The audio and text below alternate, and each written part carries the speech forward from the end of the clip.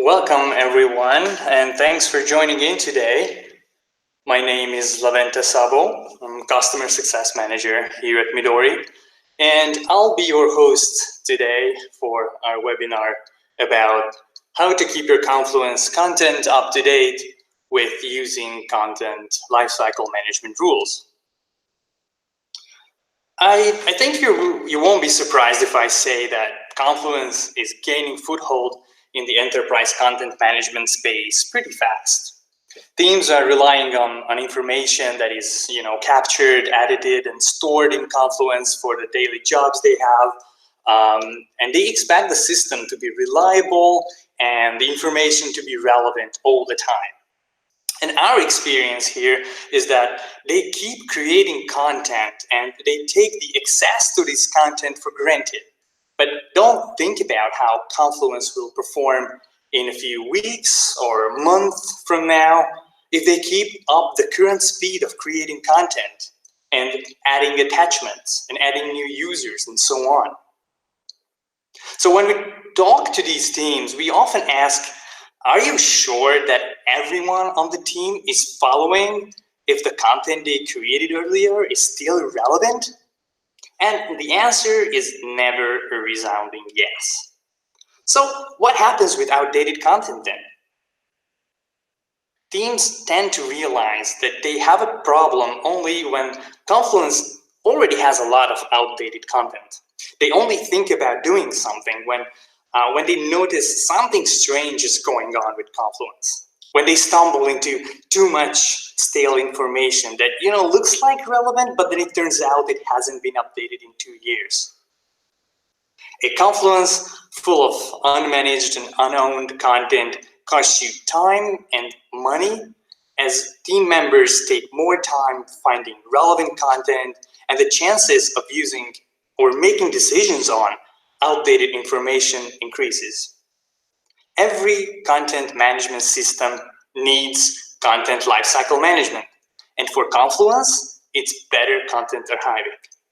In this webinar, my goal is to walk you through the main concepts of this Confluence app and how you can use its features to implement automated content quality and lifecycle checks for your company Confluence. As always, before we start, a few usual housekeeping notes for you. This presentation is recorded and will be available on YouTube soon after. During the presentation, feel free to use the live chat feature to ask questions, or if you're watching the recording now, please leave your question as a comment below. We will answer questions at the end, or if we won't have time for all, or I need to get back to you on something, please submit your questions anyway, because we will answer them in a follow-up blog post on our blog. So if you haven't already, feel free to subscribe to that as well on our website. And before we dive in the middle of things, let's get started with a little background on Midori, the company behind Better Content Archiving. We are Midori, a long-time member of the Atlassian ecosystem. We've been around for more than 10 years, working with Atlassian products and also developing apps for them. We are also a top vendor. It's an official certificate, a badge, that used to be called Atlassian Verified. It's something that Atlassian gives to app vendors who live up to their high standards of software and support quality. It also tells customers that our apps are always compatible with the latest Atlassian host applications, and we always issue maintenance updates whenever needed.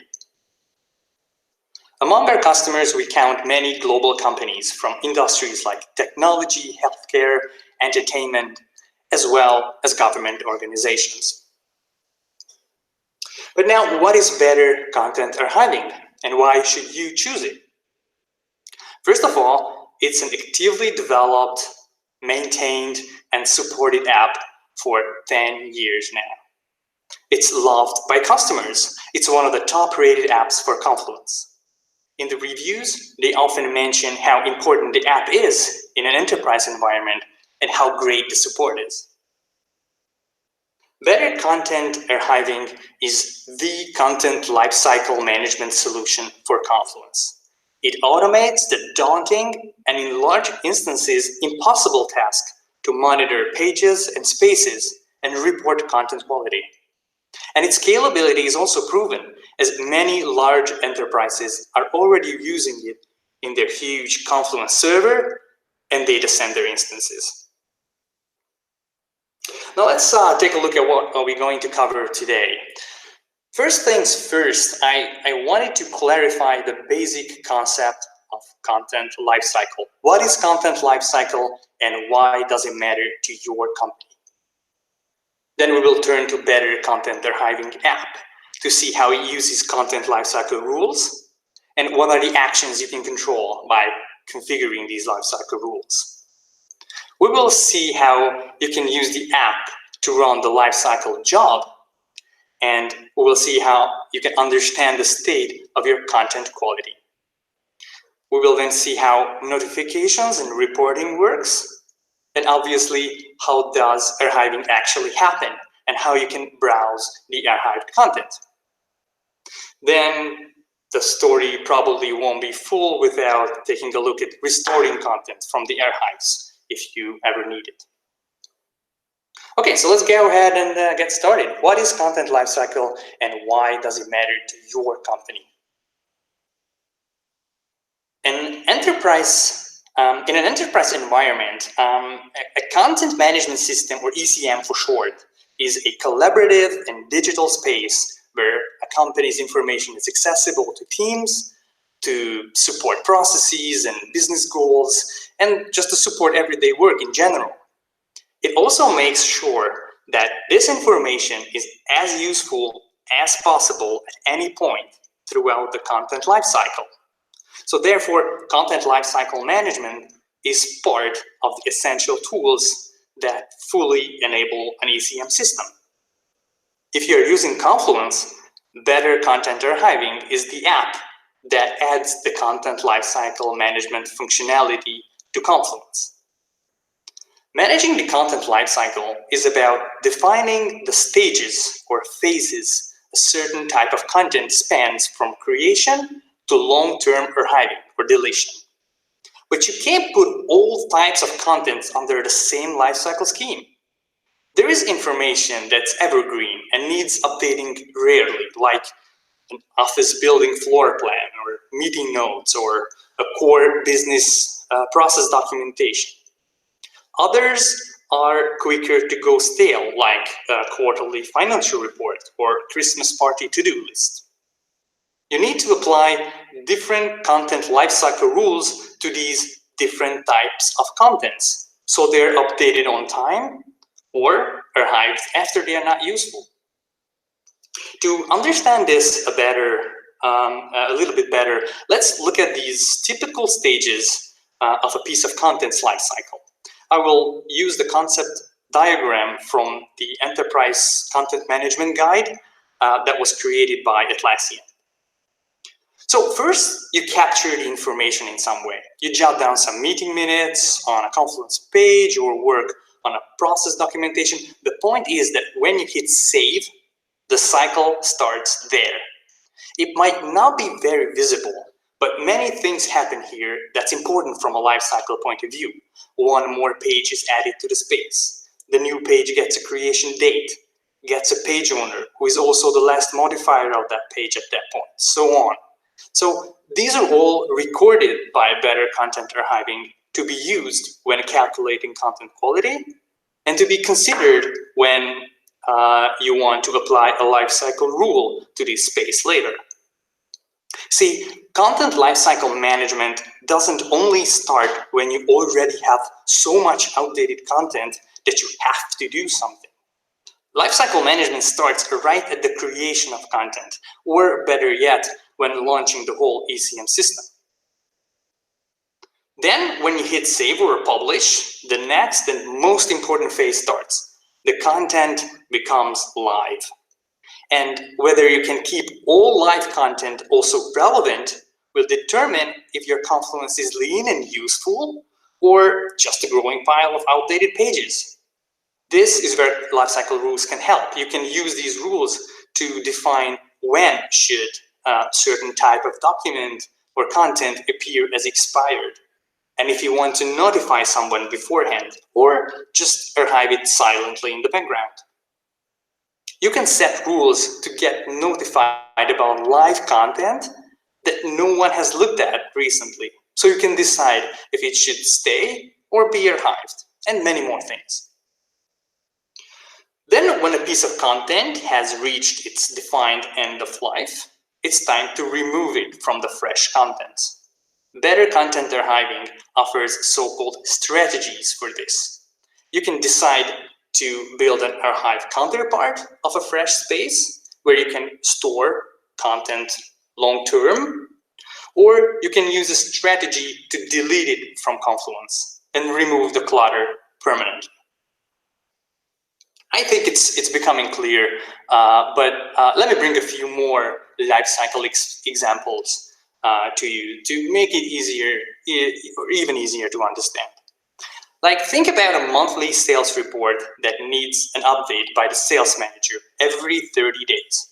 This type lives longer but needs a monthly update. So you can have a rule that notifies the sales manager if the reports are not updated on time. On the other hand, a quarterly goals list is not relevant when the quarter is over. So it can be archived in the beginning of the next quarter. Or think about product manual pages that are not viewed by anyone for 500 days. It's either hard to find or no one needs it.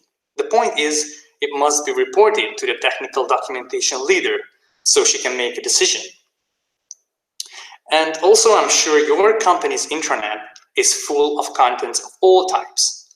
Intranet content created more than 3 years ago and not visited for, let's say, a year can be silently archived, clearing the really old and uninteresting stuff. All these scenarios and more are supported with straightforward lifecycle rules that are executed periodically in the background. And also, if you're new to the whole topic of ECM, I suggest checking out the Enterprise Content Management Guide from Atlassian at the website you can see in the corner of the slide.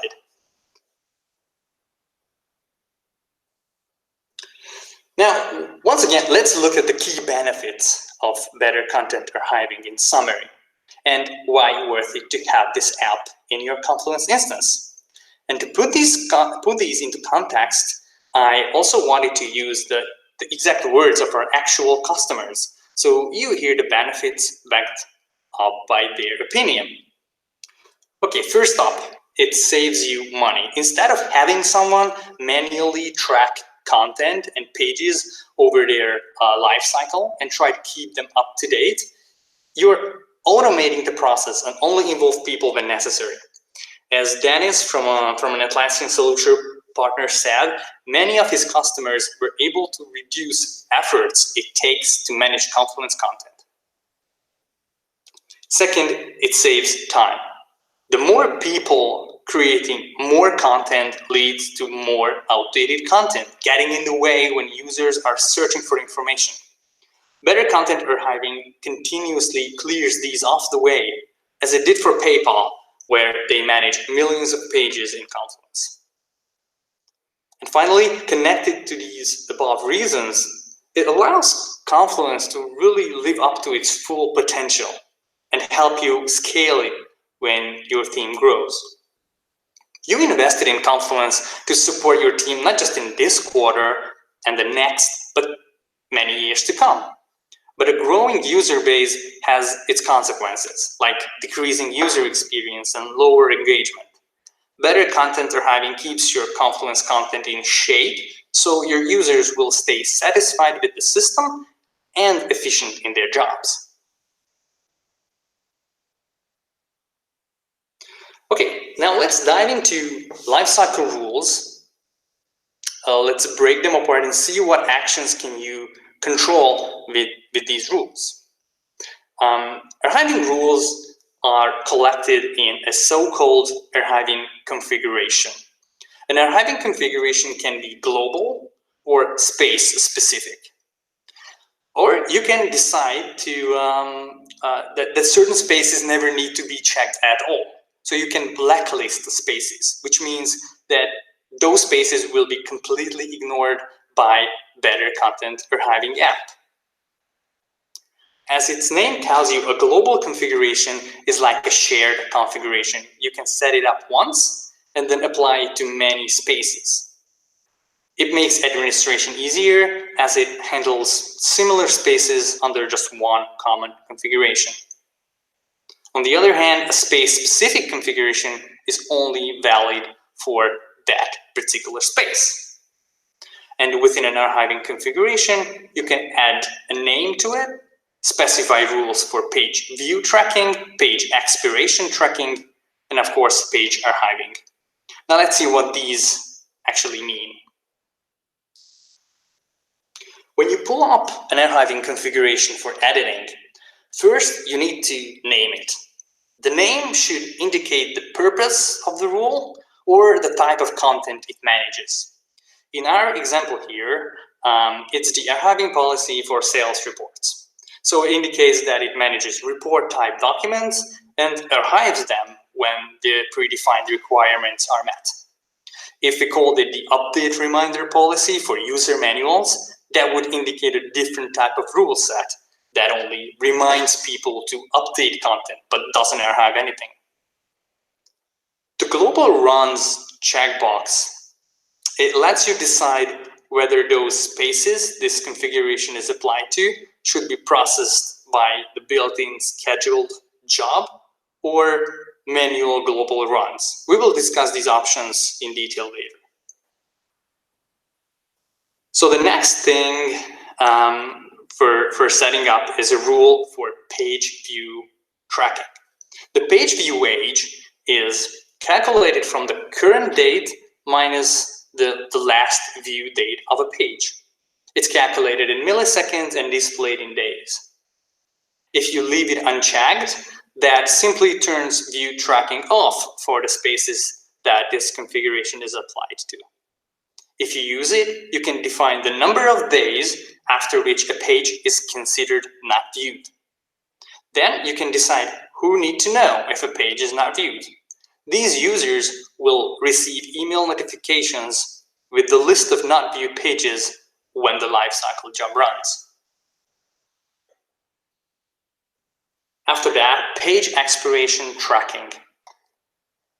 If a page is expired, it means that no one made any updates to it for a while. The update age is calculated from the last modification date of a page or from the last modification date of its newest attachment, whichever is newer. So this means that if you add a new attachment to a page, that is an update too. Also, if you update a child page, the app counts the parent page updated as well. That's because if you think about it, if your content is organized in a logical tree structure, it makes sense. For example, if you have a page called financial reports and every report is a child page, updating a report should propagate up to the parent page, indicating that it's indeed being updated. If you uncheck it, updates won't be tracked on the space that you apply this configuration to. If you use it, you can set the days after this page will be considered and reported expired. Alternatively, you can use labels to control expiration manually. For example, you can add a label with a specific date to make sure that the page will expire exactly on that day. This should be used only if there is a really fitting use case which relies on precise expiration dates. Also, you can find a full list of labels you can use for control expiration manually in the app documentation on our website. Then you can obviously decide who should be notified when the app finds expired pages.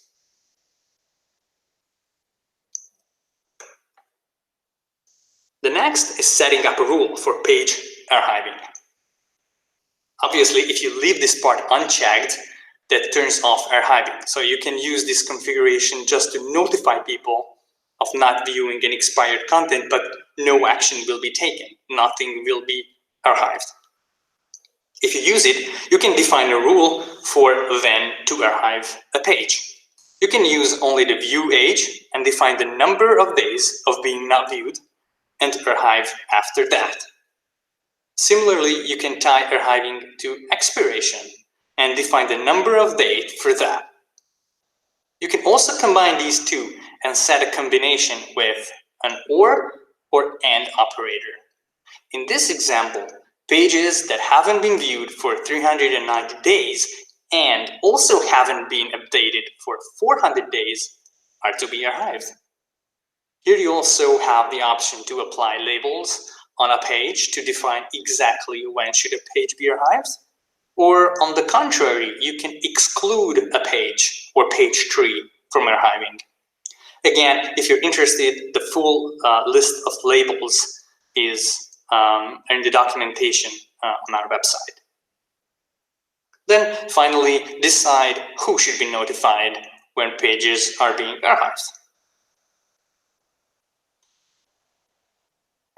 At the end of the configuration panel, you can set up a few other things. You can define the archiving strategy.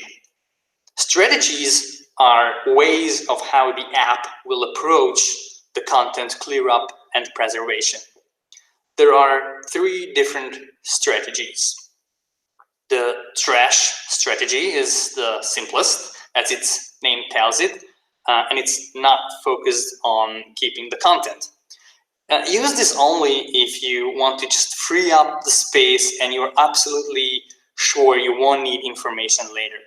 If you use this strategy, all pages that are to be archived will in reality be trashed using the native delete feature of Confluence. Those pages are available and can be restored as long as the trash is not emptied permanently. The second strategy is the copy and trash strategy. That's a strategy that archives pages by copying those to an archive space and trashing them in the original space. This was the strategy the app originally supported when it launched, and it still can be used in certain use cases. But the default and most recommended strategy, though, that fits a true lifecycle management purpose is the move strategy. When there are pages to be archived, this strategy creates an archive space, and there will be only one archive space for a current space. Then the pages are moved to the archive space, preserving all their meta information, versions, comments, attachments, labels, and so on. Moving on the configuration panel, you can set the actor or archiver user. As you noticed, archiving involves taking a few key actions like moving pages, copying pages, deleting pages, and so on. All these operations require a valid Confluence user account with the sufficient permissions. And as archiving is typically executed as a background job, when there is no currently logged in user, you need to pre-select one. All archiving operations, including moves, copies, trashes, will be executed on his behalf. We recommend avoiding confusion by creating a separate user with a descriptive name like Confluence Archiving or Wiki Archiver. So when others look at the notification emails or archiving event logs, they know what happened. Confluence spaces themselves also can have a space status called archive. As the next option, you can select if you want to set the status of your newly created archive space as archived or keep it current. The default is to set it to archive status because there's no real reason to change it. Finally, you can turn on archiving reasons. It gives you an option to require users who added a label to archive a given page to also give a reason in the comments why that page needs to be archived. Their comment needs to contain a hashtag archive, otherwise the page will be skipped and not archived.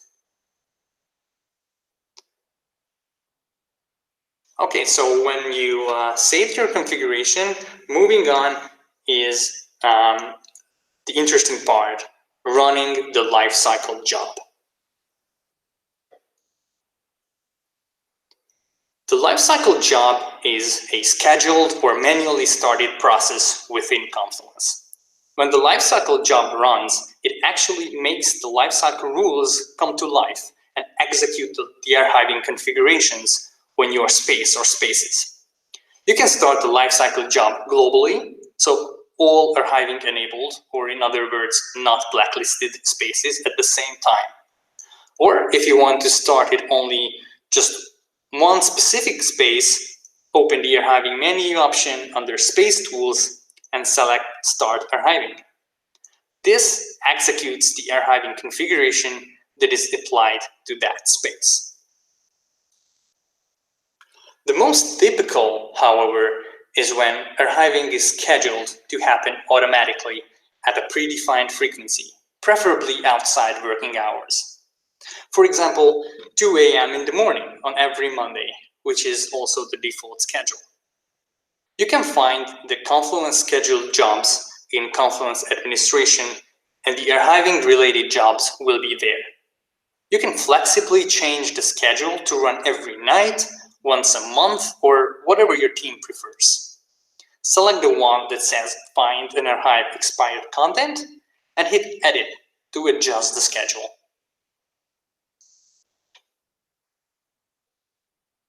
Better content archiving gives you several different ways to understand the current state of your content quality, so you know what you have to work with. Let's see what these are. Analyze content quality is another job that you might see in the previous screen that's responsible for calculating the content quality statistics. It's recalculated regularly automatically, and you can refresh it manually anytime as well. This is the most comprehensive and telling overview you can get on all the spaces in your instance, except the blacklisted ones. Confluence allows you to categorize your spaces in the Space Details menu. The app uses these categories to nicely group the spaces in the statistics table. In every line is a space where you find their metrics. Remember that every finding here is based on the archiving configuration currently applied to each space. It's pretty straightforward to understand the metrics. Up-to-date pages tells you how many pages are up to date and their ratio to all pages in the space. Then you have the expired pages and their ratio to all pages in the space. Then you can see the number of viewed pages and their ratio. Then you have the not viewed pages and their ratio to all the pages in the space. And that's all reflecting the content archiving configuration that's currently applied to each space. Then finally, you have the quality figure, which is the average of the up-to-date pages and viewed pages percentages. This gives you a good indication at a glance about what's going on in a single space, in a space group, or globally in your Confluence instance. If you want to go deeper to the space level, you have a similar analytics option to monitor the status of each page in a space. This is like a tree view to check their content status, last updated and last view dates. And if you're on an individual page, you have the page status indicator at the top of the currently viewed page. It also displays the last updated date and last view date for the page. It also indicates if the page is blacklisted or otherwise excluded from the lifecycle checks, for example, by a no archive label. As you noticed, these content status and quality indicators and metrics also contain information about the user who viewed the pages or edited the pages for the last time. Many of our customers told us that strict local regulations on personal identity and data security, and now due to the GDPR, showing usernames is a showstopper for them, meaning they couldn't really use the app legally. So to address these needs, the visibility of usernames are now configurable and can be hidden in the content quality reports and status indicators, as you see in this example. The steps of how to hide usernames can be found under the configuration section of the app documentation on our website.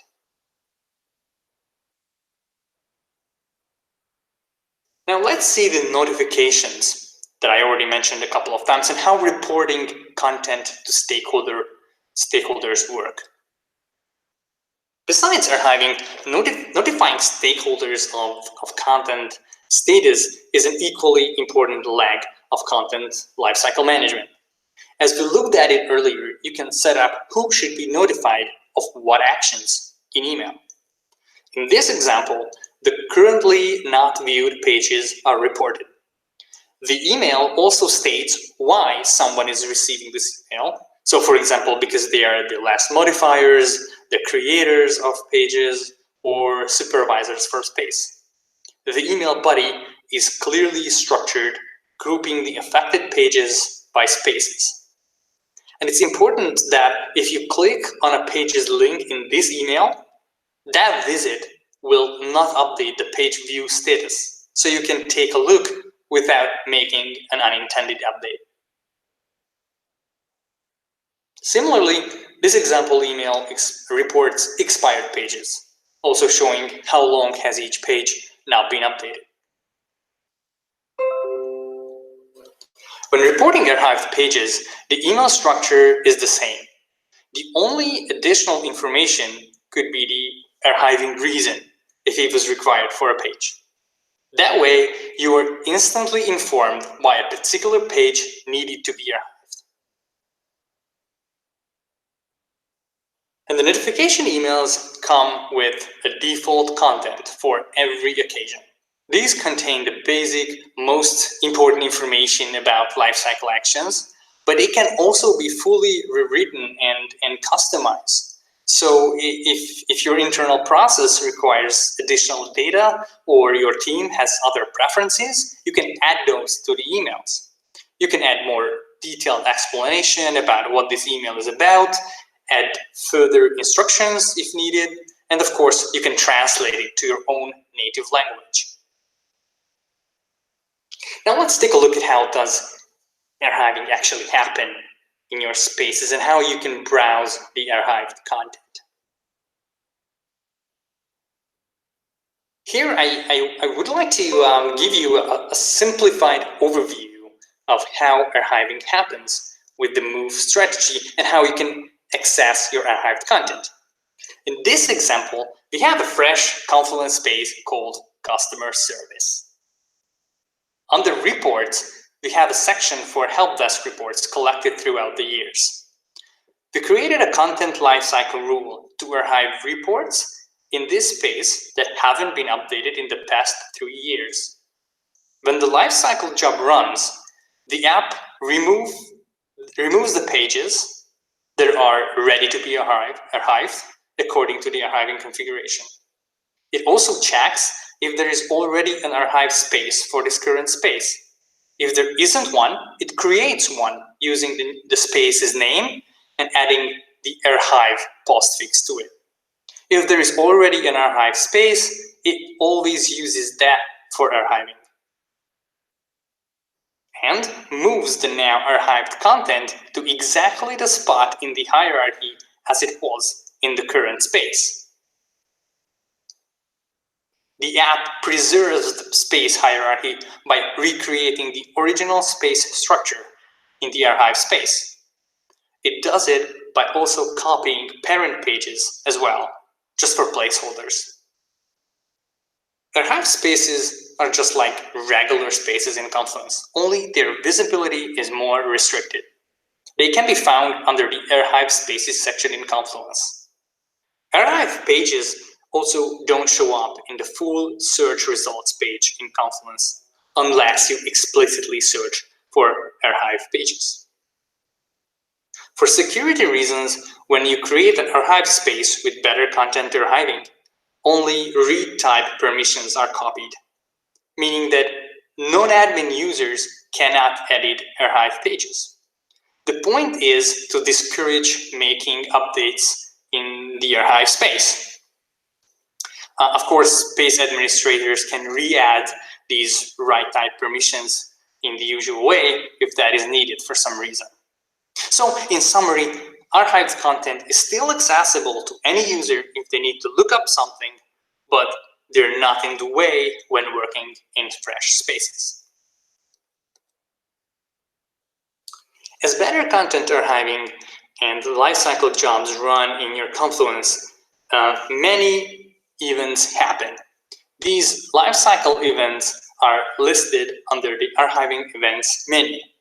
You can precisely follow and supervise what action was taken by the app and when, as each action is timestamped. So if you need information retroactively for audit or other reasons, you have all the data you need. Now, lastly, a few thoughts on restoring content from the archives. If you chose the most common and recommended strategy, the move strategy for archiving, the app basically uses the native move feature built into Confluence. Therefore, restoring pages from an archive space takes only another simple page move. You can use Confluence's move feature to take the archive page or a family of pages and move back to the current space, effectively restoring them. If you use the copy and trash strategy, you can restore the pages from the trash or similarly move back from the archive space to the current space. In case of the trash strategy, the only way to restore pages is from the trash, if that wasn't emptied yet. Another way Confluence users enhance the user experience is by using different theme apps. If you're also using one of these apps, you can be rest assured that better content archiving is compatible with them. Refined Theme, Enterprise Theme, and Bricky Theme Press are the most popular ones, but you can find a full list of compatible apps on our website. And finally, I want to leave you with a thought about scalability and enterprise-size Confluence instances. If you work in a large organization, you probably thought about this question during this presentation, whether this whole content lifecycle management approach will affect the performance of your enterprise-size Confluence. This also makes sense as the problem of an overgrown Confluence is only gets bigger in an enterprise environment. So you are right to be suspicious about adding yet another app on top of everything. Better content archiving has been engineered with large instances and their resource requirements in mind. The server version, but especially the data center version, have been thoroughly tested with data sets that resembles or exceeds real-life circumstances. This screenshot is taken in our load testing system, currently with 1.2 million pages in 15,000 spaces. These are the notification emails sent out to developers after successful lifecycle job runs. You can see that some of them has tens of thousands of hundreds of thousands of pages reported. So I think if it handled more than 1 million pages without breaking or slowing down Confluence, it should be able to handle whatever workload you have for better content archiving. And now with that, I would like to thank you for your attention so far and encourage you to reach out to me if you have any questions or comments using my email you see on the screen. And if you liked what you heard, I also encourage you to give our other apps a try as well, because those cover slightly different aspects of productivity for business users as well as developers. Better PDF exporter exports Jira data to business documents in PDF format. Another Jira app of Midori is Better Excel exporter that creates native Excel files and reports from Jira data that could be also enhanced with pivot tables and charts to create real business intelligence for Jira. Commit Policy plugin helps developers be more productive and compliant. The app verifies commits against configurable rules, so the code change history is always consistent and easy to follow. So these are our Jira apps, and in the meantime, I'm following if you have any questions coming in. We received questions earlier, so I will start with those. So question 1. Will we be able to have a macro for the content quality tables that we can easily place into a Confluence page? That's a pretty good question. This is something that other customers also have in mind. So therefore, we created a feature request for it, and this feature is on our roadmap. You can find a link to our open feature requests in the video description below. So please visit that page, find this feature request, and vote for it. Also give your thoughts in the comments there so our product team understands your use case better and can prioritize this feature better. So the answer is currently not available, but it's on our roadmap. Question number 2, is there a way to have a tree view of the pages and their quality? Yeah, so if you mean that pages in a space, that yes, I think I covered it in the presentation. There is a tree view of the content quality of pages in one page and one space. Number 3, would there be a way to see which pages are scheduled to be archived? That is another good question. The answer is similar to the one as for the first question. It's not currently available, but there is an open feature request about it. It's something that is on the mind of other customers as well. So we are currently evaluating it. Please go find this feature request, vote on it. The voting feature on our feature request page can be a little misleading because we use the thumbs up icon as voting. So please press that thumbs up icon and your vote will be cast. And also don't forget to give your comment on the feature request so we can understand your use case.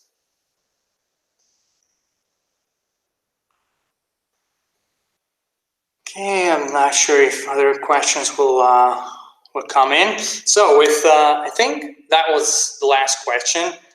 If anything comes to mind later, that's no problem. Please feel free to ask through email. You can always reach out to us through our website and support portal. And oops, there is a question. The feature request page should be in the video description below this video.